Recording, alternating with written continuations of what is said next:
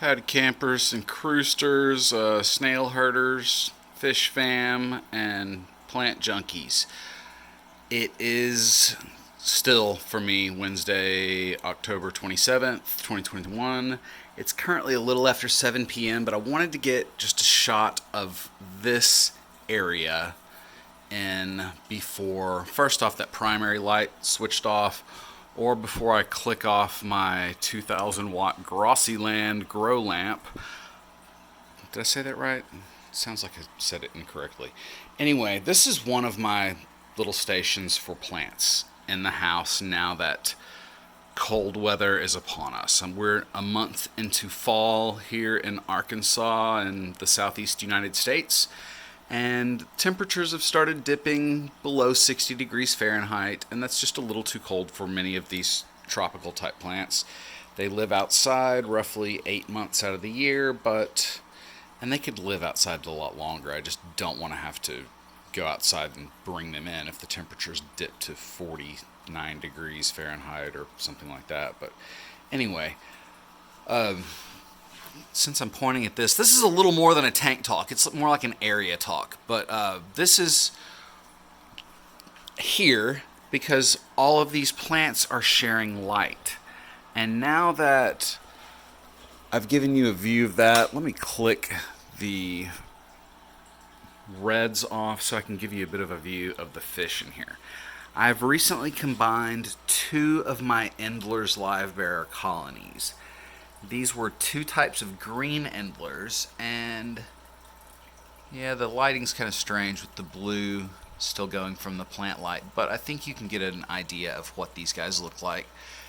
All of my aquariums have multiple light sources. So this one, for one, it's in a south-facing window. It's not a bright south-facing window, but it's a south-facing window. It's shaded by, there's a brick house like 20 feet away from that wall. So anyway, I've also got a 30 watt spot lamp. Now this is the primary light for the aquarium.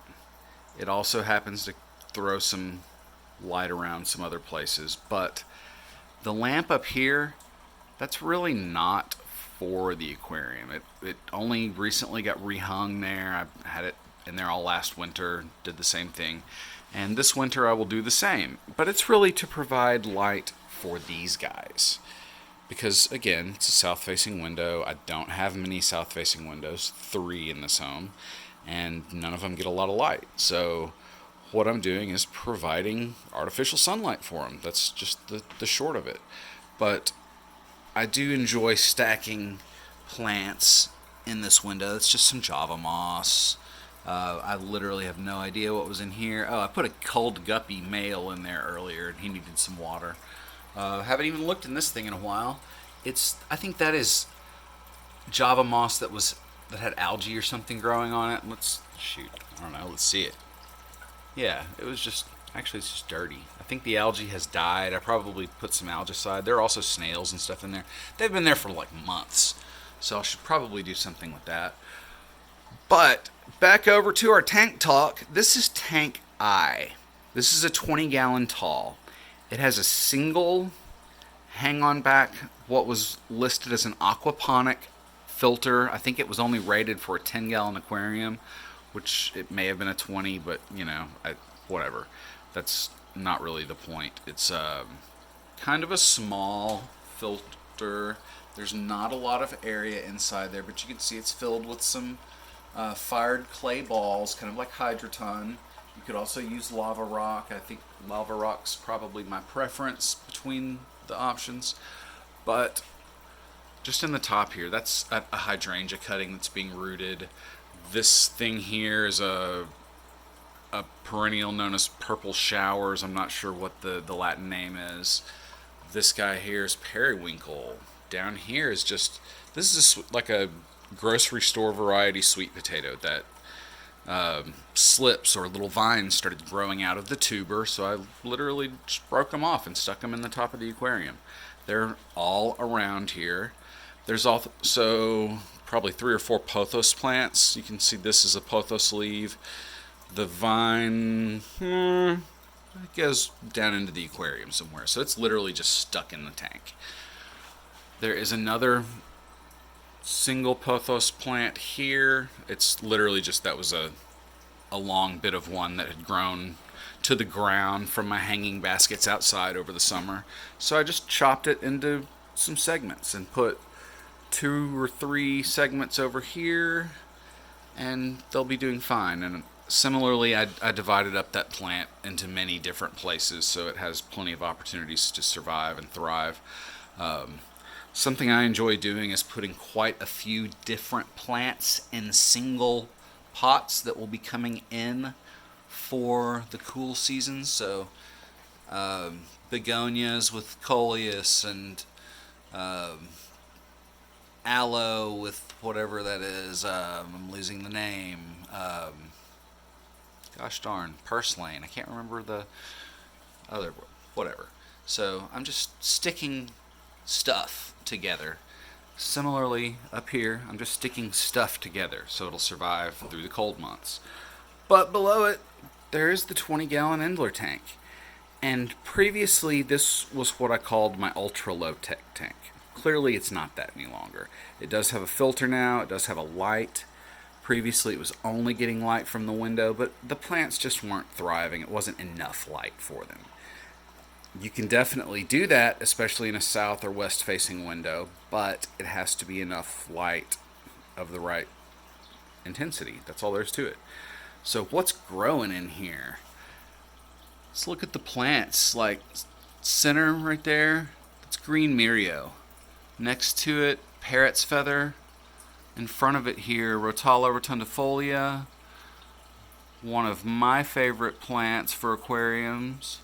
Hygrophila Deformis, just because it's super, super easy. There's Bacopa Monieri, I believe. And there also, a little lower, Java Moss. There are some of the green Endlers. That's one of the colonies, mainly those type. But then I added these guys, which are some... Maybe he'll turn to the side in a moment. We'll see him again. Super out of focus, but yeah, there we go. So several types of mostly green Endlers. The other side is similarly planted. There's some Anacharis and Kabamba. There is a little bit of Anubias down in there, and I'm sure there are some other interesting things. Java ferns that are hidden down in there as well. And moving up to the top, I'm not very good with orchids, so that might work, that might not work. But that orchid is literally out of its container and hanging on the side of the aquarium. Excuse me. Similar, some of these others are just hanging. And this tank generally it gets quite a few water changes. This is the tank that I steal aquarium water out of to easily water other plants, or at least historically I've done that. So it has pretty low total dissolved solids. It has a low KH, a low GH general hardness, and this tank could generally benefit from having a little bit of extra things like Epsom salts, even a little bit of marine aquarium salts, baking soda to raise the KH and the... as I raise those things and alkalinity comes up, I often have to fight that and offset it by decreasing the pH with an acid, like just titrating it down drip by drip while I'm literally holding my pH pen in the water and just watch it change. And when I think I've gotten to a point where I like it, actually let's see where the hold on, let's just look over here. Sorry for my messes. These are my notes. I did a water test on this tank earlier. So this is tank I. It was 73 degrees. It's my coldest aquarium. 265 total dissolved solids, 7.33 pH. It's a little bit higher than I want it to be. But these down arrows, and if you look upward, that's my GH column and my KH column as I go through and test my tanks. Nitrates. This tank is all... I've just tested my tanks that I was worried about nitrates and circled all three of those like, oh yeah, those levels are too high. Nitrite is the far column. It's almost always 0, and I never read any ammonia or chlorine, so I never even test for those. But yeah, these are kind of the numbers that we're working with. Oh, can't see it at all under that light. Okay, fine. We'll go back to this. So, what's going on over here in the middle south-facing window in my home is just overwintering of some plants. And it sounds like we're getting a pretty intense rainstorm going on outside right now. So, this is one of the 4 inside plant stations that I've got. Oh, there's a cat litter box over there too. It's one of the 4 cat litter boxes I have incidentally also to go with the 4 cats.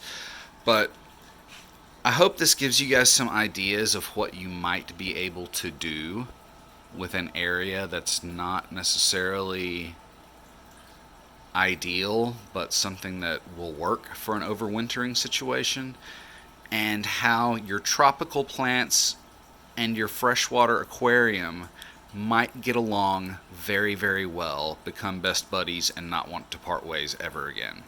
I do this lots and have fun experimenting with what plants will go well in the top of a hang-on back filter like this to create what we know as an aquaponic setup. And this is the very most primitive of aquaponics, related to hydroponics, which is growing crops in water.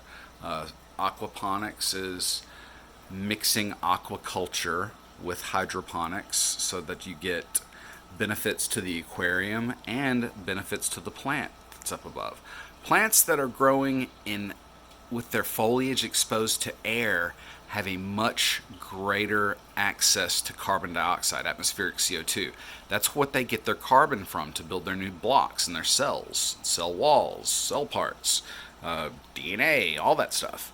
So they need carbon. They are also getting nitrates and many of their what I'll call macro and micro nutrients down here from the water column. Fish have to be fed. Fish have cellular and somatic respiration, and they're letting go of stuff from their gills. They're letting go of stuff from their alimentary canal, pooping it out, and that stuff's going into the water. So where does it go? It goes to the plants, and that's exactly why plants are a great part of any kind of aquarium, freshwater. They're supposed to be there. They balance everything out.